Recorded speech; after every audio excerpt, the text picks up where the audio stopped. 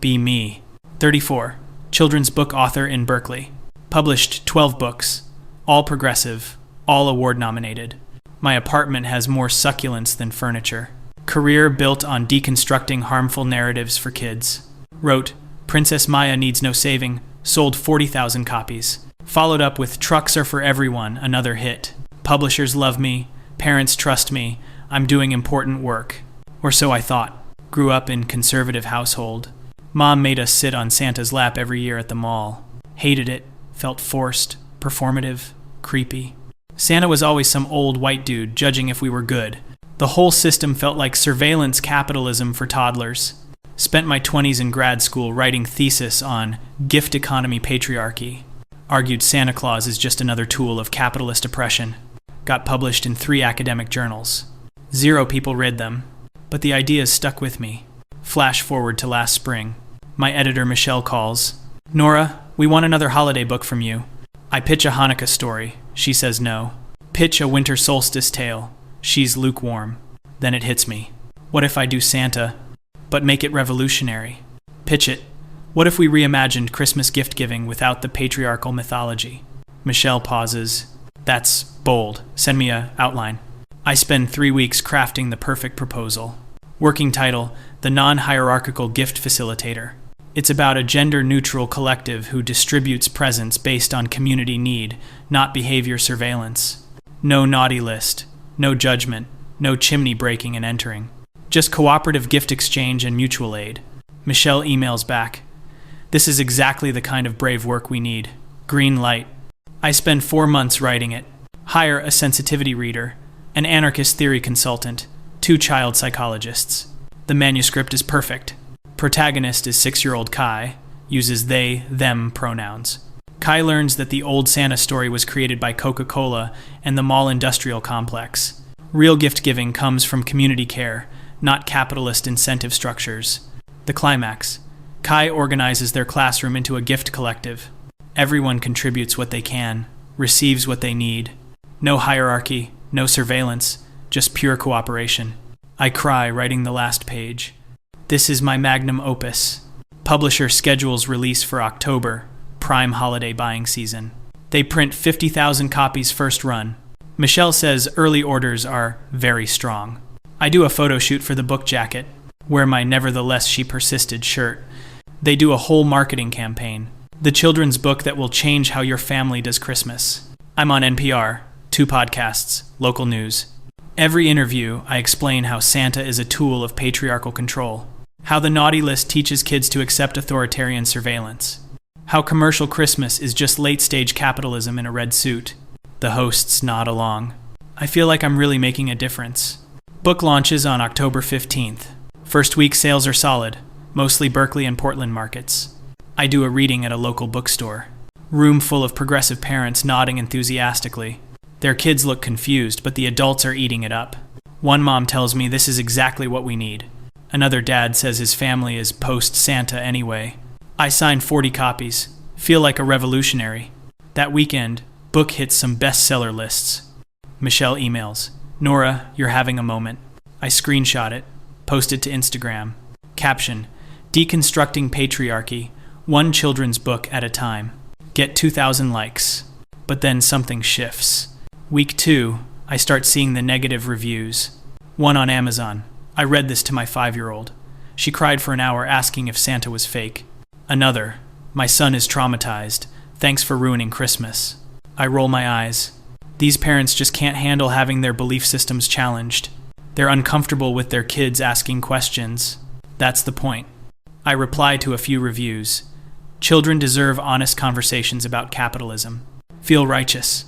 Week 3. Things escalate. Fox News picks up the story. Headline, Liberal author tells kids Santa is capitalist propaganda. They interview some mom in Ohio who's furious. She's holding my book like it's radioactive. This woman is trying to destroy Christmas. My daughter won't sleep. She won't eat. She thinks Santa's been lying to her. The anchor nods sympathetically. What kind of person ruins the magic of childhood? I watch it in my apartment, eating organic granola. Think, they just don't get it. Michelle calls. Nora, we're getting a lot of feedback. Feedback in her voice sounds like death threats. I ask if sales are still strong. She pauses. Sales of this book, yes, but parents are starting to boycott your other titles. Didn't think much of it, until the returns started. Bookstores sending back pallets of my books. Not just the Santa book, all of them. Princess Maya, Trucks Are for Everyone, even my picture book about composting. Michelle calls again. We need to talk. Her voice has that tone. The one that means my career is about to implode. We meet at a cafe near the publisher's office. She's stirring her coffee like she's hoping it'll turn into whiskey. Nora, the backlash is worse than we anticipated. I say backlash means we're doing something right. She doesn't smile. We've lost 3 major retail accounts. Target pulled all your books. Barnes & Noble is considering it. I feel my stomach drop. What about the independent stores? She sighs. Some are standing by you, but most are getting harassed by customers. It's easier for them to just remove your entire catalog. I try to argue. This is censorship. This is exactly what we're fighting against. Michelle looks me in the eye. Nora, we're a business. We can't afford to lose retail partnerships over one book. Week 4, I'm trending on Twitter. Not in a good way. Hashtag boycott Nora is the number 3 hashtag in the US. Parents posting videos of their kids crying. One dad films his daughter asking, is Santa real or is he patriarchy? She's maybe 4 years old. The video has 8 million views. Comment section is brutal. This author should never be allowed near children. Imagine being so miserable you have to ruin Christmas for kids. I hope she's happy destroying childhood innocence for book sales. I want to respond. Want to explain that I'm trying to liberate children from capitalist mythology. My friends tell me to log off. I can't. I keep reading, keep scrolling, keep seeing my name attached to trauma and childhood ruination. My publicist quits. Just emails. I can't represent this project anymore. Best of luck. My agent calls. Nora, we need to do damage control. I ask what that means. She says, public apology, maybe donate your advance to a children's charity. I refuse. I'm not apologizing for telling the truth. She goes quiet. Then I think we should part ways. I lose my agent on a Tuesday. November hits. The holiday season I thought would be my triumph turns into a nightmare. Bookstores pulling my titles from shelves. Schools removing my books from libraries. One district in Texas bans my entire catalog. The superintendent calls my work anti-family propaganda. Michelle calls again. This time it's worse. Nora, we're canceling your next contract. I was supposed to deliver a new manuscript in January. They were going to pay me $75,000. She says, given the current climate, we can't move forward. I try to negotiate. She's already made up her mind. I'm sorry, Nora. This is a business decision. I call my other publisher, the one doing my chapter book series. They've already sent the termination email. I just hadn't checked yet. 2 more contracts. Gone.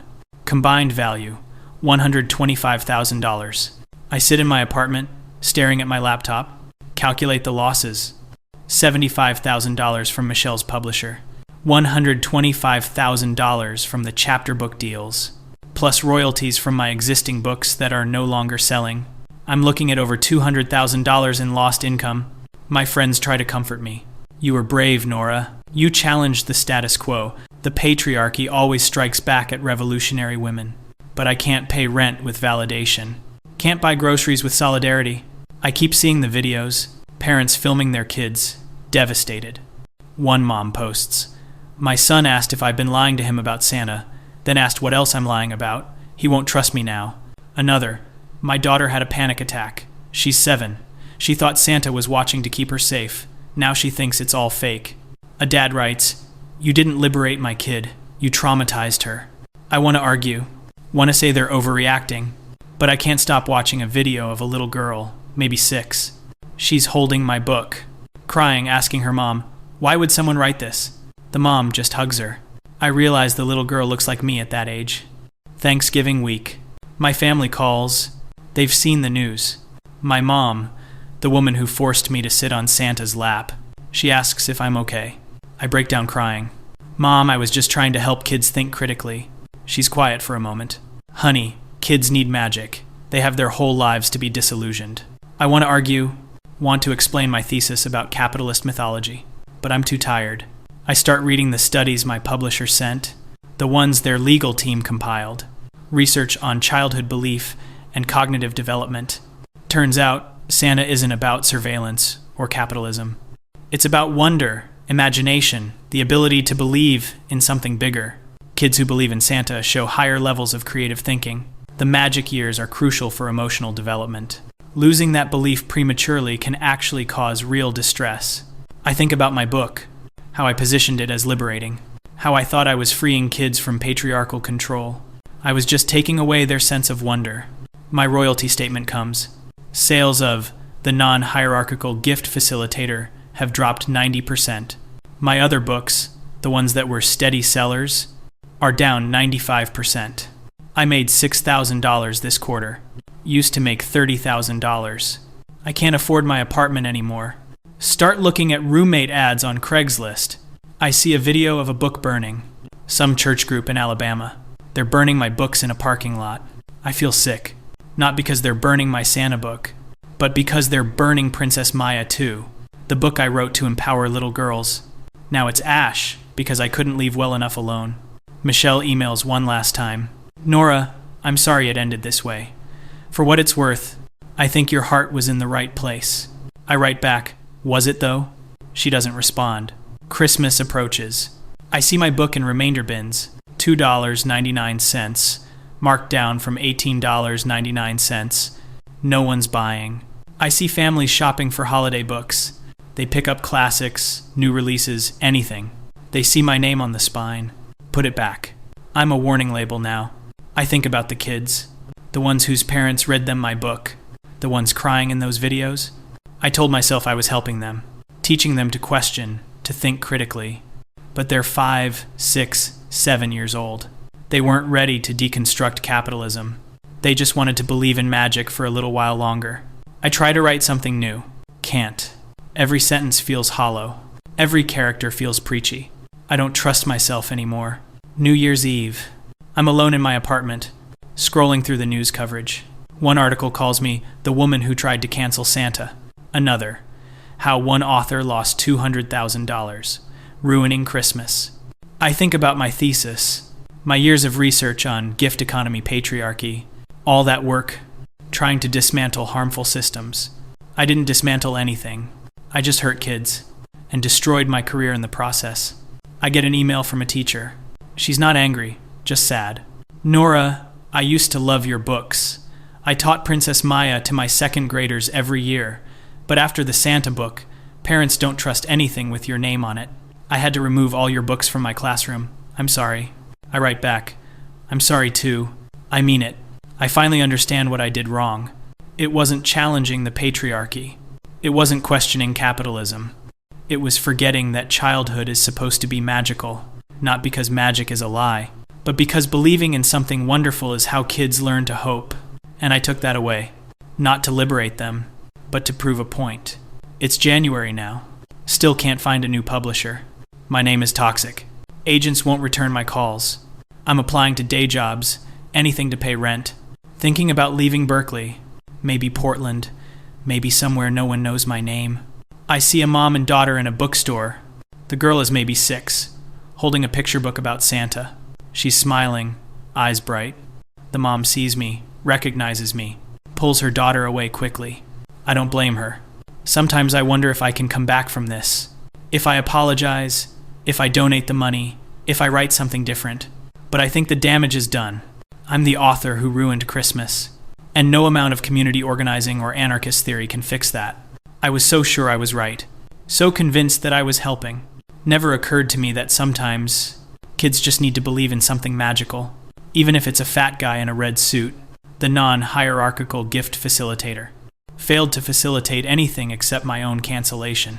$200,000 in lost contracts. A career in ruins. And thousands of kids who will remember me as the person who tried to kill Santa. Merry fucking Christmas. I deserve this.